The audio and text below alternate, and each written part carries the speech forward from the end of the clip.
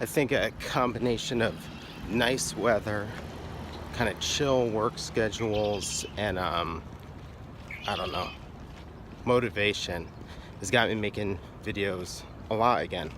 But it also means I can go for walks again. And frankly, my ability to make videos is largely determined by my ability to go for a walk, being that I am a creature of habit and weird. But but being able to go for a walk means that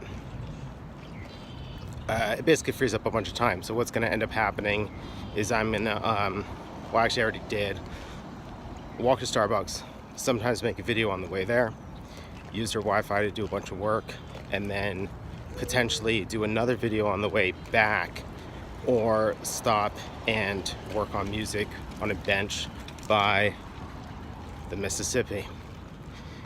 And I think it's kind of funny because if I just said, like, in a day, what did I do today? I recorded a couple video blogs, posted some new ones to YouTube, did a bunch of social media stuff, and worked on a song. I went for a walk separately. I feel like that sounds like I got a lot of stuff done that day. And in reality, all of that happens in like that hour that I'm basically neglecting to take an actual lunch break. I'll just eat at my desk, and then I'll do this stuff. So today it was like, go for a walk. Oh, it was windy on the way, so I didn't end up recording the video blog. But then I get to Starbucks, grab my iced coffee, and use their Wi-Fi so I can post a bunch of stuff that was kind of accumulating in my Evernote to different accounts. Wrote descriptions for a couple of unpublished YouTube videos, posted those, then shared those on social media, and now we're recording this other video. That's a decent amount of stuff to get done in the last 35 minutes or whatever it's been, 45 minutes. And then to do this video, I think the point, because I'm getting confused already, is to say that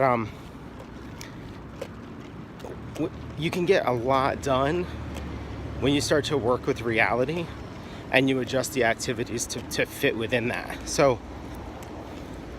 depending on how fast I had done stuff, there would be time to take photos of trees, as I like to do, or record multiple videos, or sit down and work on beats. But I was doing the social media stuff for a while, so that kind of took up more time than usual.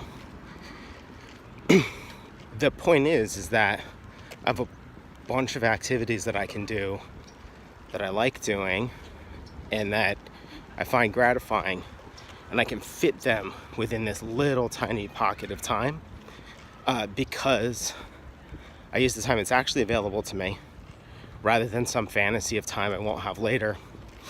And I basically have a Venn diagram: time I have, location, and things I can conceivably do in that time.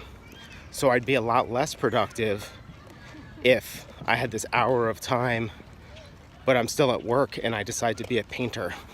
That's not really going to work out very well, because like the time and the context and the activity, they're just not going to align.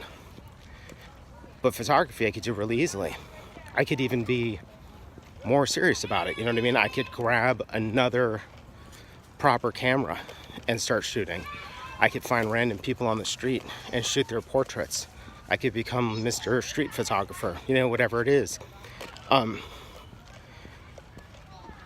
you imagine how many images you could make if every day you went and you photographed from 12 to 12:55?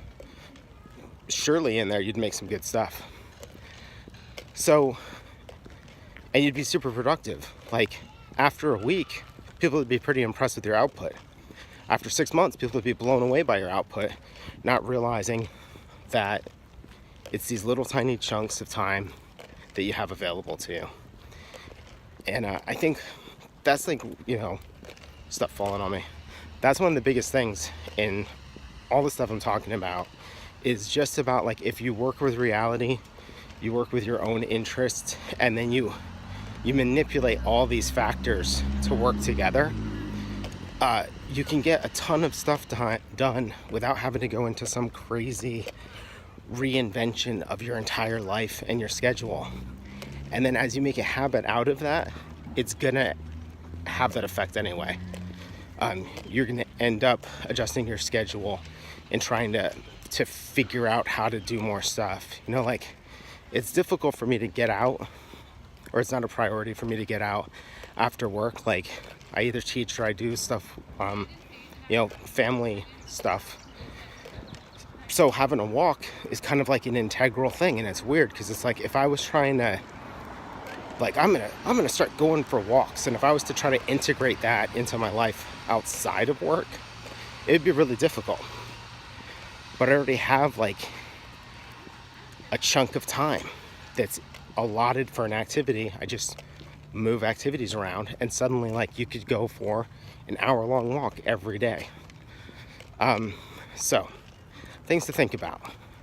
You know, if you want to be more productive, don't set some crazy goal of being more productive. Just look at the time that you have already. If you take a train instead of driving to work, then that frees up your hands and your eyes to do activities that could be done on a train. On the other hand, if what you really want to do is get smarter or more knowledgeable, then you take advantage of what your drive can do and start listening to things that will actually improve your understanding of the world or of yourself or of your industry or whatever it is. There's always going to be these chunks, and it's like you got to grab them. And instead of fantasizing about suddenly having so much free time, because it's never going to happen. All right, thanks a lot for watching.